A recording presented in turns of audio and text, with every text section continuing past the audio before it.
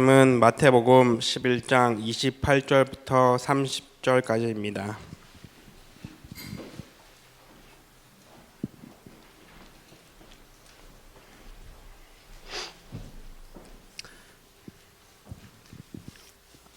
다 찾으신 줄 알고 제가 봉독해 드리겠습니다.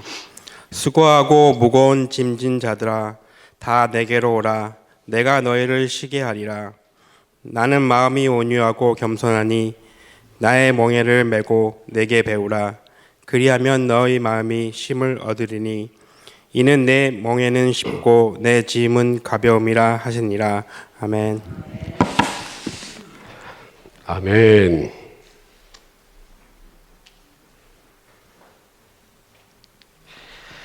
본교회 창립 35주년을 맞으면서 어떤 말씀을 전할까 기도하는 중에 말씀의 제목을 부담이 있는 교회라고 정했습니다.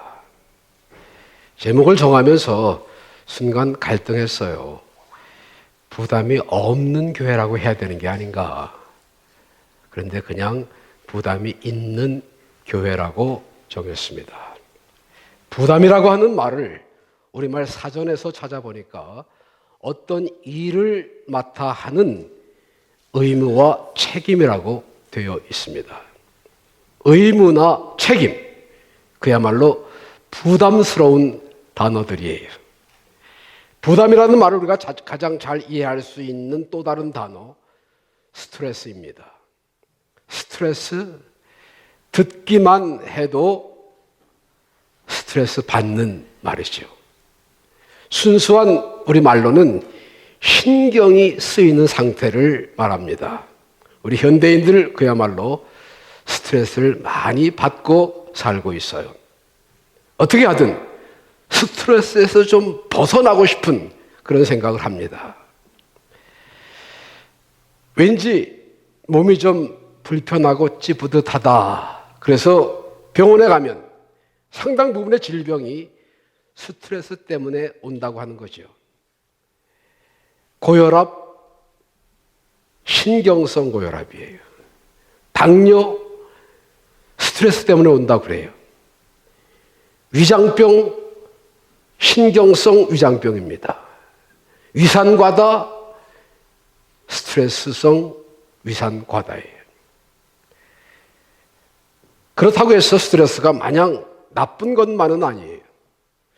애리조나주 선밸리라고 하는 동네, 100만 장자들이 은퇴하고 모여 사는 동네입니다. 그 도시는 사람이 살아가면서 필요한 모든 것이 거의 완벽하게 준비되어 있어요. 그런데 그런 동네에 세 가지 없는 것이 있습니다. 첫째는 변화가 없어요. 둘째는 걱정이 없고요.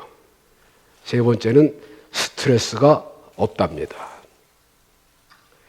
그런데 그렇게 걱정, 근심 없는 그 동네에 다른 어떤 동네보다도 치매 환자가 많다는 거예요. 그래서 전문가들이 왜 치매 환자가 많을까? 그 이유가 무엇일까 하는 것을 알아보기 위해서 그 마을에 가서 이것저것 조사 연구한 바에 의하면 걱정이 없고 스트레스가 없기 때문에 치매 환자가 많다는 결론을 내리게 되었습니다.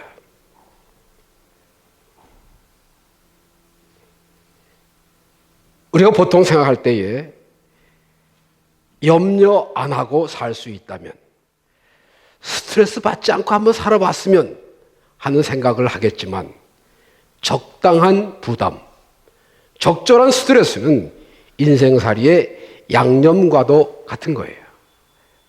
스트레스가 꼭 나쁜 것만은 아니다, 그런 말입니다. 이런 말씀을 드려도 여전히 오늘날 현대인들은 의무 혹은 책임, 스트레스, 그런 말들을 좋아하지 않습니다. 부담스러운 것을 좋아할 사람은 아무도 없어요. 그래서 책임을 져야 하는 일을 맡기려고 하면 일단 못한다, 싫다, 안 한다, 그렇게 회피 내지는 거절을 합니다. 예수쟁이들도 크게 다르지 않아요. 많은 사람들이 적게 모이는 교회보다는 사람들이 많이 모이는 교회를 찾아갑니다. 물론 사람들이 많이 모이는 교회는 여러 가지 의미에서 사람들이 모일 수밖에 없는 이유와 조건들을 갖추고 있어요. 그러나 그 많은 이유 중 가볍게 지나치지 못할 숨겨진 이유 중에 하나, 부담이 없다는 것입니다. 사람들이 많이 모이지 않는 교회는 내가 빠지면 금방 자리가 빈 것이 표시가 납니다. 그리고 다음 날 교회 목사님이나 장로님 혹은 집사님으로부터 전화가 따르릉 걸려와요. 아니, 어제 왜 교회 못 나오셨어요? 자리가 비었잖아요. 교회가 썰렁했어요. 그런 말 들으면 얼마나 부담스러워요. 교회 다니기 시작한 지 얼마 되지도 않았는데 뭐 성가대 하라고 그러고 교회 집사하라고 그러고 혹은 무슨 회장 맡으라고 하면 막 그냥 짐을 이렇게 얹어 놓는 것 같은데 얼마나 부담스러워요. 그냥 도망가 버리고 싶어요. 교회의 일을 하기는 해야 되는데, 내가 볼 때에도 누군가가 해야 되는데 내가 할 형편은 못 되고 그렇다고 안 할 수도 없고, 그러니 부담스럽잖아요. 그러니까 그런 부담이 없는, 사람들이 많이 모여서 내가 꼭 하지 않아도 괜찮은 그런 교회로 사람들이 모일 수밖에 없어요. 예배를 빠져도 누가 뭐라고 하는 사람도 없고 알지도 못하니까. 그러니 얼마나 편해요. 부담이 없잖아요. 부담이. 2008년도 미국에서 시작된 경제 불황으로 전 세계가 몸살을 앓고 있습니다. 1930년대 경제 대공황을 연상시킨다고 그래요. 기업은 기업대로, 개인은 개인대로 재정적인 어려움과 피난 싸움을 하고 있습니다. 그 여파가 교회와 선교 사역에도 치명적으로 타격을 입히고 있어요. 우선 당장 눈앞에 현실이 급하다 보니까 지출은 계속되는데 수입은 줄어드니까 무엇을 할 수 있느냐? 교회 헌금을 줄입니다. 선교비를 삭감을 해요. 지난 몇 년 동안 1년에 400개가량의 교회들이 한국에서 문을 닫았다고 합니다. 매년 400개의 교회가 문을 닫았다는 거예요. 재정적인 어려움 때문에. 저희 교회도 어려움을 비켜가지는 못했습니다. 이번 캄보디아에서 만난 선교사님도 같은 어려움을 이기려고 온갖 힘을 쏟고 있는 것을 볼 수 있었습니다. 30여 개의 개척교회를 지원을 하고 있었는데 한국이나 미국에서 선교비가 끊기거나 혹은 많이 줄어들어서 그 교회들을 제대로 보살필 수가, 도와줄 수가 없다 보니까 교회 건물은 있는데 예배를 드리지 않는 교회가 늘어나고 있는 실정이라는 거예요. 건물은 잘 지어져 있었습니다. 그런데 주일이 되어도 예배를 드리러 오는 사람들이 없다. 얼마나 가슴 아픈 일일까요? 얼마나 부담이 될까요? 대부분의 사람들은 그냥 관심도 없이 지나쳐버려요. 그러나 우리 주님도 그러실까요? 부담이 없다고 하는 것, 부담을 안 진다고 하는 것이 꼭 좋은 것만은 아닙니다. 그리고 부담은 피한다고 해서 피해지는 것도 아니에요. 누가 부담을 주지 않는다고 해서 부담이 없는 것이 아니에요. 그렇기 때문에 부담을 피하려고 해서만은 안 됩니다. 사람이 이 땅에 태어나는 순간 부담을 안고 태어나도록 되어 있어요. 돈 많은 사람은 많은 사람대로, 없는 사람은 없는 사람대로, 많이 공부한 사람은 공부한 사람대로, 공부를 못한 사람은 못한 사람대로, 어른은 어른대로, 아이는 아이대로 부담을 지고 살아갑니다. 5살 유치원생이 있었어요. 저런 아이야 무슨 부담이 있을까 생각이 되는데 그 아이가 항상 심각한 얼굴을 하고 다닙니다. 그래서 물었어요. 야, 너 무슨 걱정이 있냐? 너 무슨 근심이 있냐? 그러니까 요 며칠 우리 엄마 아빠가 싸움을 한대요. 저렇게 싸우면 머지않아 이혼을 하게 될지도 모르는데 그때 되면 나는 엄마하고 살아야 되나? 아니면 아빠하고 살아야 되나? 아니면 유치원에 고아원에 가서 살아야 될까? 그게 걱정스럽다는 거예요. 어린아이가 아무 근심 걱정 없이 부담 없이 살아가야 될 그런 나이에 그런 부담을 안고 살아가고 있다고 하는 것 우리는 상상도 못할 겁니다.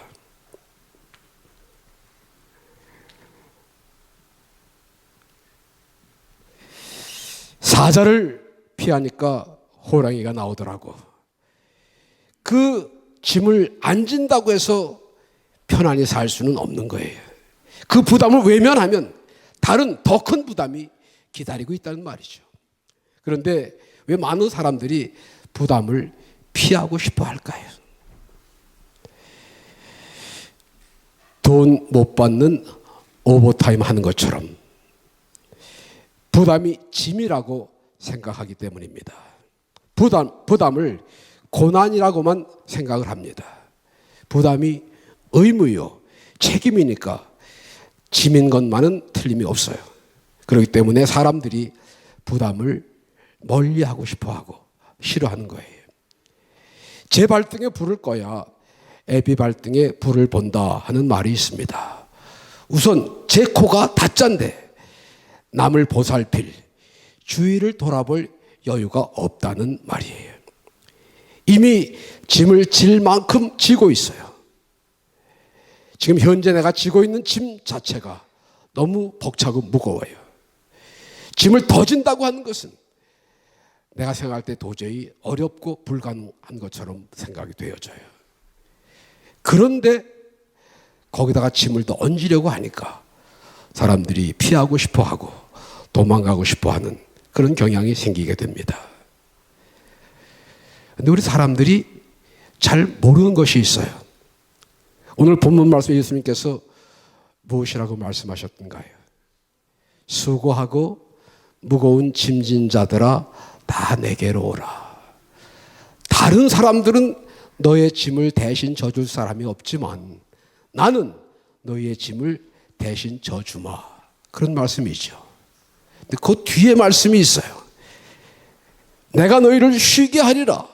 나는 마음이 온유하고 겸손하니 나의 멍에를 메고 내게 배우라. 나의 멍에를 메고 내게 배우라. 그러면 너희 마음이 쉼을 얻으리니 나의 멍에는 쉽고 내 짐은 가벼움이니라. 우리의 모든 무거운 짐, 질병, 슬픔, 미움, 고통, 못된 습관, 죄악의 짐 다 예수님께 내려놓고 편히 쉬어라. 그렇게만 말씀하시지 않고 나의 멍에를 메고 내게 배우라. 나를 따라오라. 쉽고 가벼운 주님의 짐을 맡겨주시는 짐을 지라고 말씀하셨어요. 우리가 과거부터 짊어지고 있던 모든 짐 위에 또 다른 짐을 얹어 놓으신다고 하면 그것은 견딜 수 없는 무거운 부담이 될 것입니다. 바늘 하나라도 더 감당하기 어려운 스트레스 속에 우리가 살고 있어요. 그러나 염려, 근심, 걱정, 질병, 허물 그 모든 짐들은 다 내려놓고 다 주님께 맡기고 그리고 가볍고 쉬운 짐을 지라는 말씀이에요. 그런 거로 교회에서의 직분 봉사를 스트레스나 부담이라고 생각하지 마세요. 그렇게 생각하는 것은 내 짐을 예수님 앞에 다 내려놓지 못했다고 하는 말이에요. 그 짐들 위에 교회에서의 짐을 더 지려고 하니까 힘들고 부담이 되죠. 내 세상 짐은 다 예수님께 내려놓고 예수님께 맡기고 그리고 새롭고 가벼운 짐을 지라. 이것이 주님의 가르치심입니다. 슬픔과 절망의 짐 벗고 주님이 맡기시는 새로운 사명의 짐을 지는 것, 그것이 우리 그리스도인들의 부담입니다. 예수님께서 말씀하셨어요. 아무든지 나를 따라오려거든 자기를 부인하고 자기 십자가를 지고 나를 쫓을 것이니라. 예수를 믿는다고 한 것은 복되고 감사한 일이지만 마냥 쉽고 편한 즐겁고 신나기만 하는 일은 아니라 그 말이에요. 주님의 십자가를 지고 주님을 따르는 일입니다. 십자가를 지고 간다고 하는 것 때때로 부담스럽게 생각될 수도 있어요. 기왕에 은혜로 우리를 구원해 주셨으면 기분 좋게 그냥 따라오라고 하시지 자기 십자가를 지고 따라오라고 하실까? 십자가 혹 부담은 우리를 힘들게 하시려는 주님의 심술이 아니고 우리를 긴장해서 믿음과 생명의 길에서 벗어나지 않게 하시려는 주님의 자상한 배려라고 하는 것을 아세요? 부담의 또 다른 의미, 긴장이라고 볼 수 있습니다. 정신을 바짝 차린 상태 말이에요. 이런 이야기가 있죠. 시애틀 앞바다에 태평양 물고기들이 있습니다. 뉴욕 자유의 여인상 아래에는 뉴욕 대서양의 물고기들이 있어요. 대서양의 물고기, 태평양 물고기.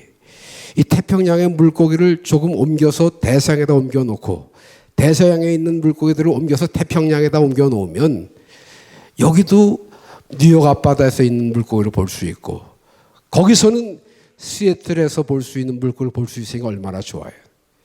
그래서 많은 물고기들을 큰 통에 담아서 뉴욕으로 옮겨갔는데 쏟아 놓으려고 보니까 물고기들 대부분 다 죽었어요. 이유를 잘 몰랐습니다. 처음에는. 나중에서 알았어요. 그래서 다시 물고기를 담아서 옮겨 놓으면서 메기라든가 쏘가리라든가 그런 좀 사나운 물고기를 같이 넣었어요. 뉴욕 가서 보니까 한 마리도 안 죽었어요. 그 물통 속에 같이 오면서 사나운 물고기를 피해서 요리조리 도망다니고 그러다 보니까 죽을 새가 없었어요. 그래서 안 죽고 살아남았다고 하는 이야기가 있습니다. 우리 곁에 없어서는 안 될 친숙한 악기, 아마도 피아노일 것입니다.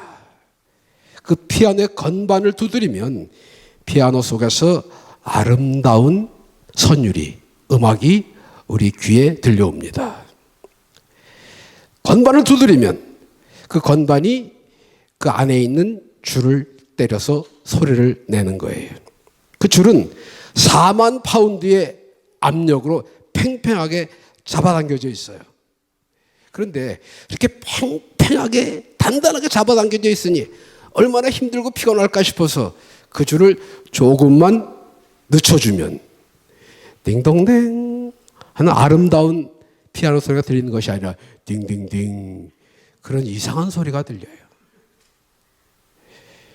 긴장, 정신을 바짝 차린 상태는 피곤하고 힘들 수 있을지 모르지만 그런 가운데에서 아름다움이 나타난다 그 말이죠. 팽팽하게 당겨진 긴장, 그것이 피아노의 생명이에요. 우리가 살고 있는 세상이 힘들고 어둡습니다. 긴장의 끈을 늦추면 아름다운 멜로디, 인생의 승리나 성공은 기대할 수 없을 거예요. 부담이 나쁜 것만은 아니라는 말이죠. 때로는 그 부담 때문에 우리의 삶의 의미가 더 새로워질 수 있다고 하는 말이에요. 부담 없이 교회 생활할 수 있다면 참 좋을 것 같죠. 부담이 없어 우리 교회는? 아닙니다. 어느 정도의 부담은 승리로운 신앙생활에 꼭 필요하다고 봐야 합니다. 교회 생활하면서 우리가 져야 할 부담은 어떤 것일까요? 먼저 주인의식을 갖는 것입니다.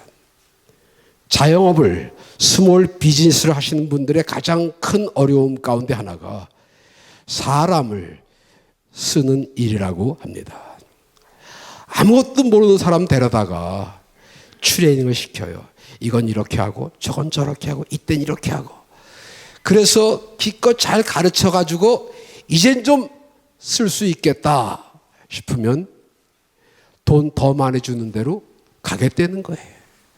몸이 아파서 오늘은 못 나가겠다는 거예요. 바쁜 일이 있어서 좀 늦는다는 거예요. 그러면 그 사람이 다른 데로 가서 혹은 아프다고 못 나와서 그날 가게 문을 닫습니까? 아니면 가게를 늦게 열겠습니까? 가게는 열어야 되고 그것도 제 시간에. 누가 해야 돼요? 주인의 몫입니다. 종업원은 아프다고 안 나오면 그만이에요. 그러나 주인은 아프다고 가게 문 안 열 수 없거든요. 늦게 나올 수 없거든요. 그래서 급하거나 어려울 때의 부담은 언제나 주인의 몫입니다. 이웃집에 초대받은 손님이 음식 장만하는 일에 부담을 느낍니까? 무슨 음식을 어떻게 대접할까? 그런 부담을 손님은 느끼지 않습니다. 설거지가 많이 나와서 부담스러워 하나요? 손님은 그냥 맛있게 먹고 가면 돼요. 부담이 없어요.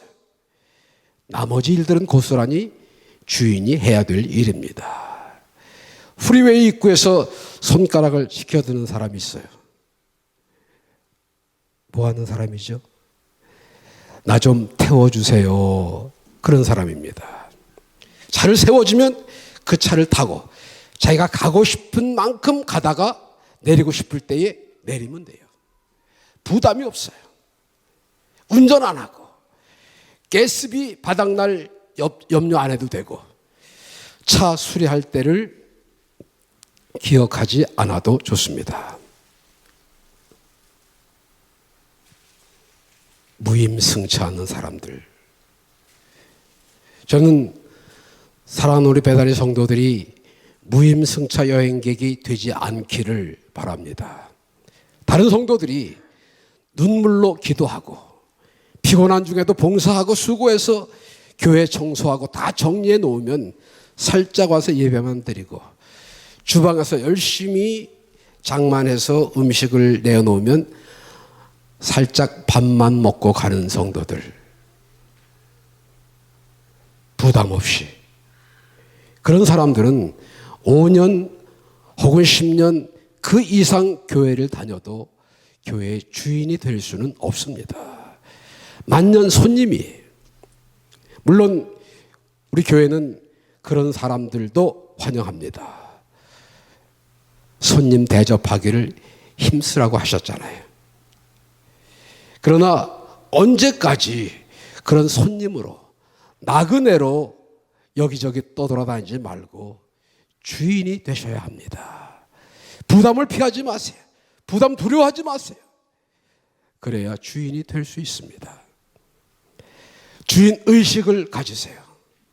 그러면 부담이 침으로, 고통으로 받아들여지지를 않을 것입니다. 주인 의식을 갖는다고 하는 말은 주인 노릇을 하라는 말이 아니에요. 주인 행세를 하라는 뜻이 아닙니다. 내가 이 교회에 먼저 나왔다라고 하는 텃세를 부리라고 하는 말도 아닙니다. 주인의 마음을 가지고 이것저것을 보살피고 찾아오는 손님을 따뜻하게 불편하지 않게 대접해드리고 정성스럽게 환영하고 돌보아주고 섬기고 무슨 문제가 있으면 발벗고 나서서 그 문제들을 해결하고 그것이 주인 의식을 가진 사람의 일이에요. 우리 배단의 교회는 목사의 교회가 아닙니다. 어느 돈 많은 장로님의 교회도 아니에요. 교회를 오래 다닌 어떤 집사님의 교회도 아니고 주님의 교회입니다. 동시에 이 교회에 적을 둔 성도들, 곧 여러분들이 이 교회의 주인입니다. 교회의 머리는 주님이시고 그 주님께서 이 교회를 우리에게 맡겨주셨어요. 따라서 이 교회의 주인, 주님의 명령을 따라 그 책임을 위임받은 우리들입니다. 우리들이 이 교회의 주인이에요. 그러면 주인의 의식을 가지고 남이 시키거나 남이 부탁해서가 아니라 내가 주인이니까 이 교회를 내 일처럼 보살펴야 할 줄로 믿으시기 바랍니다. 둘째, 부담이 있다고 하는 말, 일이 있다는 말이에요. 꿈이 있다는 말입니다. 우리가 흔히 들을 수 있는 말 중에 저 사람은 일복이 터졌다 혹은 일복을 가지고 태어났다, 그런 말을 듣습니다. 이 말이 칭찬의 말인지 아니면 나쁘다는 말인지 잘 모르겠지만 한 가지 분명한 사실은 일이 많다고 하는 말을 저주 혹은 재앙이라는 표현을 쓰지 않고 복이라는 단어를 쓴다는 말입니다. 그렇습니다. 일이 많으면 피곤하고 힘들고 괴로울 때가 많습니다. 그러나 일이 많은 것은 일이 없는 상황에 비해서 확실히 좋은 거예요. 할 일 없는 사람, 세상에 팔자 좋을 것 같죠. 내가 일어나고 싶을 때 일어나고, 자고 싶을 때 자고, 먹고 싶을 때 먹고, 놀고 싶을 때 놀고, 얼마나 좋아요. 부담이 없잖아요. 그런데 말이에요, 전에 이런 예화를 드렸었습니다. 어떤 사람이 죽어서 천국을 갔어요. 정말 아름답고 좋은 곳이었습니다. 이렇게 좋은 곳인 줄 알았더라면 진작에 올 것을, 그런 후회도 살짝 했어요. 사방을 둘러보아도 너무 경치가 아름답고 얼마든지 먹을 수 있는 좋은 요리들이 가득가득 쌓여 있고요.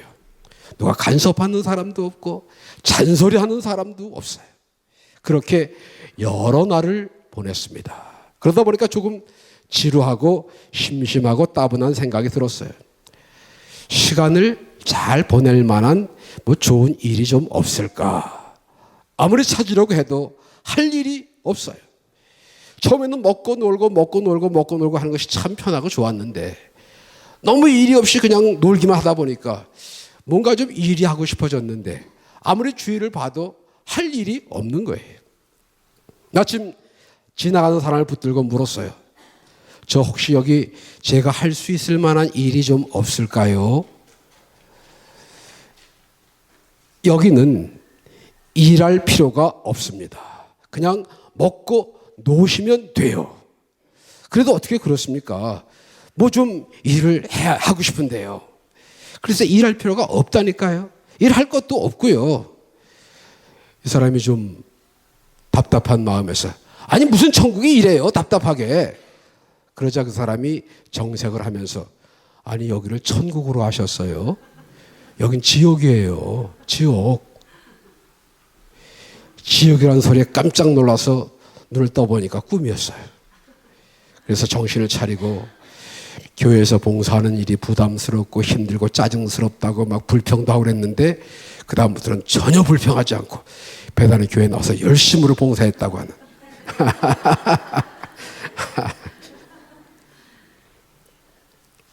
우리가 살아가면서 사용하는 말 가운데 우리에게 위로가 되고 힘이 되고 용기를 주는 말들이 있습니다. 그 중에 빼어놓을 수 없는 말 하나, 바로 꿈이라고 하는 말입니다. 다른 사람들은 꿈에 대해서 조금 잘못된 생각을 가지고 있을지 모릅니다. 그러나 꿈은 하나님께서 다른 동물들과 달리 우리 사람들에게만 주신 축복의 선물입니다.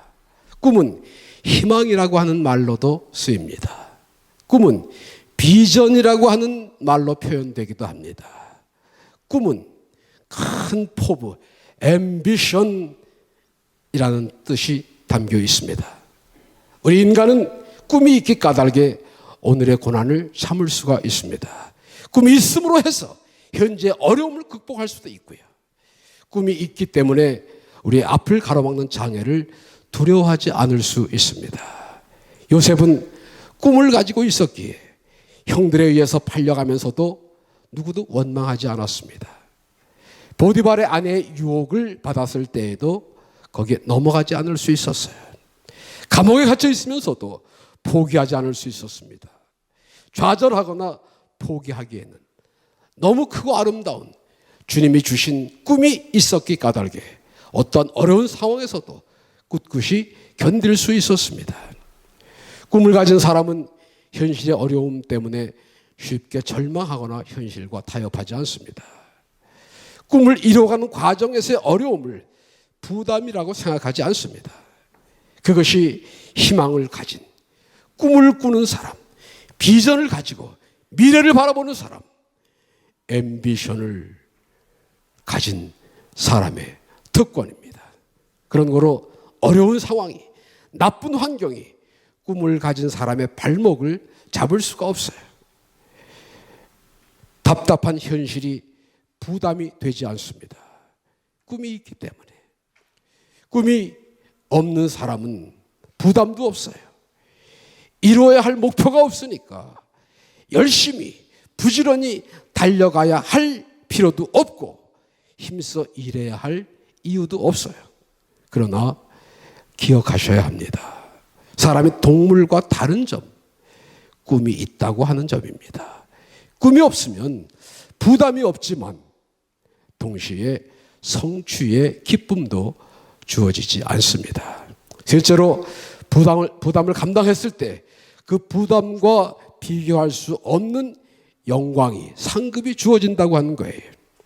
우리는 많은 순간순간을 성공한 사람, 승리한 사람들을 부러운 시선으로, 선망의 눈으로 바라봅니다. 야, 저 사람 출세했네. 저 사람 참 좋겠다. 그러나 그 성공의 이면에 얼마나 많은 땀과 눈물과 수고와 희생이 있었던 사실에 대해서는 그렇게 중요하게 생각하지 않습니다.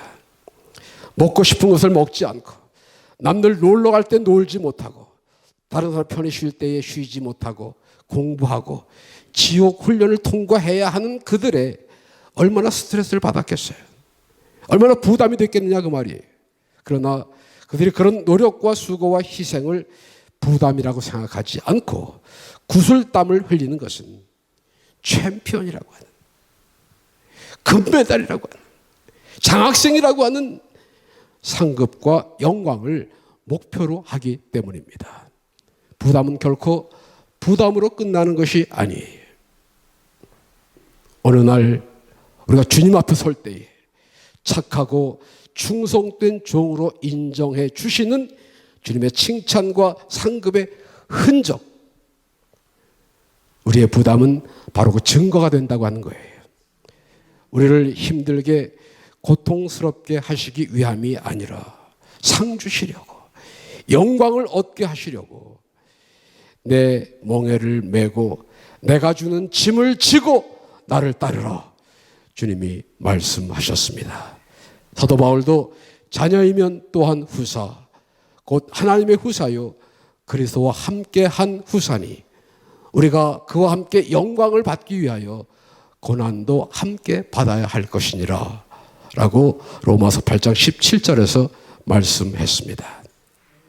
건물의 외모가 웅장하거나 화려하진 않아도 건물 곳곳에 우리 성도들의 피와 땀과 눈물이 서려 있는 아름다운 교회.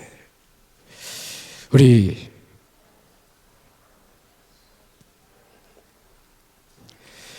진장로님 수고 많으셨어요.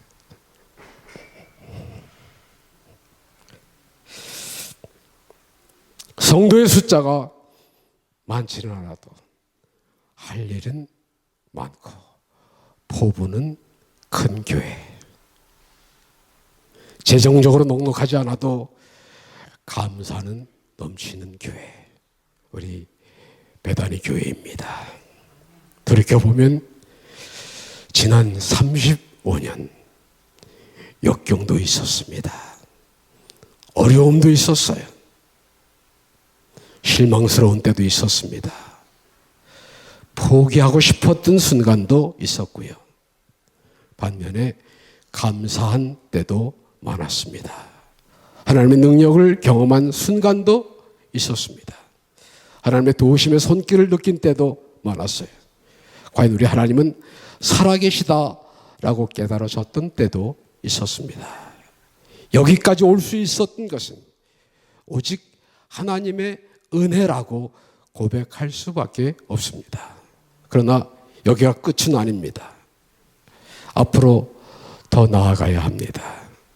우리가 감당해야 할 하나님께서 우리에게, 우리 교회에게 주신 사명이 있기 때문입니다. 비전이 있기 때문이에요. 그렇기 때문에 우리 교회는 부담이 있는 교회입니다. 부담이 있다는 말은 할 일이 많다는 말이에요. 꿈이 있다는 말입니다. 세계 선교의 사명이 있다는 말이에요. 그리고 언젠가 우리가 주님 앞에 설 때에 할 말도 있을 것입니다. 다른 여러 말 필요 없어요. 내가 이것도 했습니다. 저것도 했습니다. 여기도 했습니다. 무엇도 했습니다. 아니요. 저는 베다니 교회를 출석하는 성도였습니다. 그 말 한마디에 우리 주님이 잘했다. 수고 많이 했다. 너의 상급이 여기 있다. 이제는 나와 함께 편히 쉬자. 그렇게 말씀해 주실 줄로 믿으시기 바랍니다. 우리 주님도 베다니 교회 성도들이 얼마나 많은 일을 부담이라고 생각하지 않고 열심히 감당했나 하는 것을 잘 아실 것이기 때문입니다. 오늘 우리가 느끼는 부담은 내일의 성취, 훗날의 영광의 열매로 나타날 줄로 믿습니다. 그 성취의 기쁨을 위해서 감격스러운 영광의 그날을 바라보면서 오늘의 부담을 오히려 감사함으로 지고 가는 우리 베다니 성도들 위해 하나님의 은총과 축복이 함께 하시기를 주님의 이름으로 축원합니다. 축원합니다. 기도하겠습니다.